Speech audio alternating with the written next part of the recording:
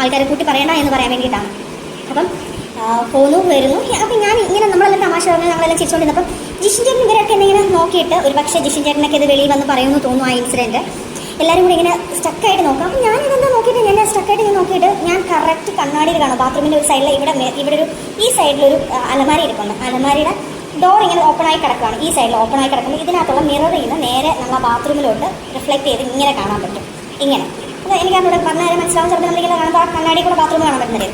അപ്പോൾ ഈ പുള്ളിക്കാരി ആരാന്ന് ഞാൻ പറയുന്നില്ല, അത് ആ ടീമിന് എല്ലാവർക്കും അറിയാം.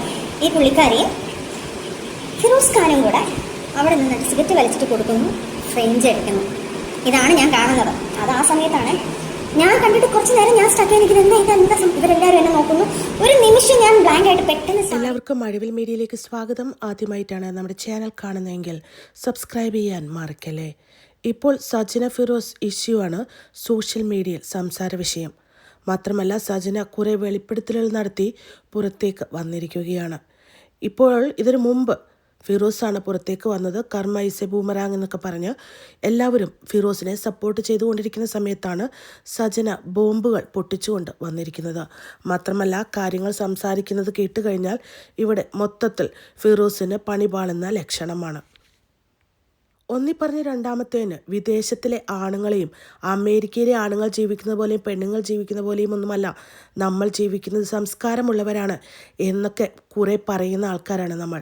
പക്ഷേ ഇതൊക്കെ കേൾക്കുമ്പോൾ നമ്മുടെ സംസ്കാരത്തിനൊരു വിലയുമില്ലാതായി മാറിയെന്ന് ചിന്തിച്ചു പോവുകയാണ്. കാരണം ഒരു റിലേഷൻഷിപ്പിൽ ഇരിക്കുന്ന സമയത്ത് വിദേശത്തിലുള്ള അമേരിക്കയിലോ ഒന്നും ജീവിക്കുന്ന ആൾക്കാർ വേറൊരു പുരുഷൻ്റെയോ സ്ത്രീയുടെ കൂടെ പോകത്തില്ല. പോയി കഴിഞ്ഞാൽ ആ നിമിഷം അവിടെ ഡിവോഴ്സാണ് സംഭവിക്കുക. പിന്നെ അതിൽ എന്താ പറയുക കടിച്ചു തൂങ്ങി കിടക്കുന്ന ഒരവസ്ഥ ഈ നാട്ടിലില്ല. അതുകൊണ്ടാണ് ഇവിടെ കൂടുതൽ ഡിവോഴ്സ് നടക്കുന്നതും അതേപോലെ തന്നെ അവനവൻ്റെ ഡിഗ്നിറ്റിയും ജീവിതവും ഒക്കെ നോക്കി ആൺകുട്ടികളും പെൺകുട്ടികളും പോകുന്നതും. എന്നാൽ പലപ്പോഴും നമ്മുടെ നാട്ടിൽ സംഭവിക്കുന്നത് പുരുഷന്മാരോ സ്ത്രീകളോ പോകുമ്പോൾ അതിൽ പുരുഷനായാലും സ്ത്രീ ആയാലും സഹിച്ച് അവരുടെ കൂടെ പലതിനു വേണ്ടിയിട്ടും സാക്രിഫൈസ് ചെയ്ത് ജീവിക്കുക എന്ന ഒരു സംസ്കാരം ഫോളോ ചെയ്യാറുണ്ട്.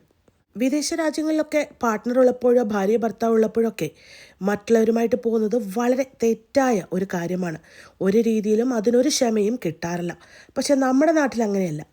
വലിയ സംസ്കാരം പറയുകയും ഭാര്യയോ പാർട്ട്ണറൊക്കെ ഉള്ള സമയത്ത് വേറെ ആൾക്കാരുടെ പുറകെ പോവുകയും ഇതുപോലെയുള്ള വൃത്തികേടുകളൊക്കെ കാണിക്കുകയും ചെയ്യുന്ന ഒരുപാട് ആളുകൾ ഉണ്ട്. അവരൊക്കെ മാന്യന്മാരായിട്ട് ചിലപ്പോൾ വിലസുകയും ചെയ്യും. പലപ്പോഴും സ്ത്രീകളാണ് ഇതിനൊക്കെ വിക്റ്റിമായിട്ട് മാറാറുള്ളത്. കാരണം പുരുഷന്മാർക്ക് സമൂഹം കൊടുക്കുന്ന ഒരു സംരക്ഷണം ഉണ്ടല്ലോ. ഇപ്പോൾ തന്നെ സജന ഇതൊന്നും പുറത്തു വന്ന് പറഞ്ഞില്ലായിരുന്നെങ്കിൽ നമ്മളിപ്പോഴും സജനയെ കുറ്റം പറഞ്ഞുകൊണ്ട് ഇരുന്നേനെ. മാത്രമല്ല ഡിവോഴ്സിൻ്റെ വക്കിലെത്തിയതിന് ശേഷം വേറൊരു റിലേഷൻഷിപ്പിലായി എന്ന് പറഞ്ഞ് സജനയെ പീഡിപ്പിക്കേണ്ട ഒരാവശ്യവും ആർക്കുമില്ല. എന്നിട്ടും സോഷ്യൽ മീഡിയ മൊത്തം സജനയ്ക്കെതിരെയായിരുന്നു തിരിഞ്ഞിരുന്നത്. എന്നാൽ ഇപ്പോൾ സജന പുറത്തു വന്ന് പറഞ്ഞ ചില കാര്യങ്ങൾ തീർച്ചയായിട്ടും സമൂഹത്തെ ഒന്നുകൂടി ചിന്തിപ്പിക്കുന്ന രീതിയിലേക്ക് മാറ്റിയിട്ടുണ്ട്.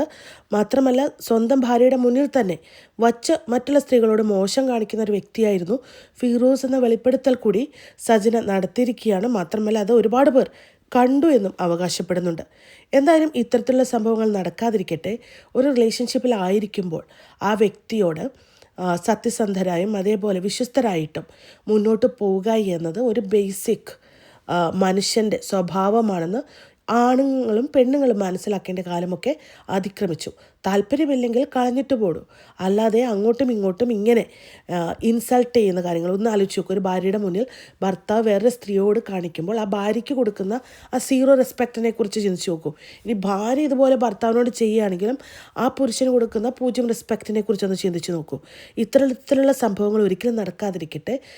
കുടുംബജീവിതം മുന്നോട്ട് കൊണ്ടുപോകാൻ ആഗ്രഹിക്കുന്നവർ അത് മാക്സിമം സന്തോഷമായിട്ട് കൊണ്ടുപോകാൻ ആഗ്രഹിക്കുക.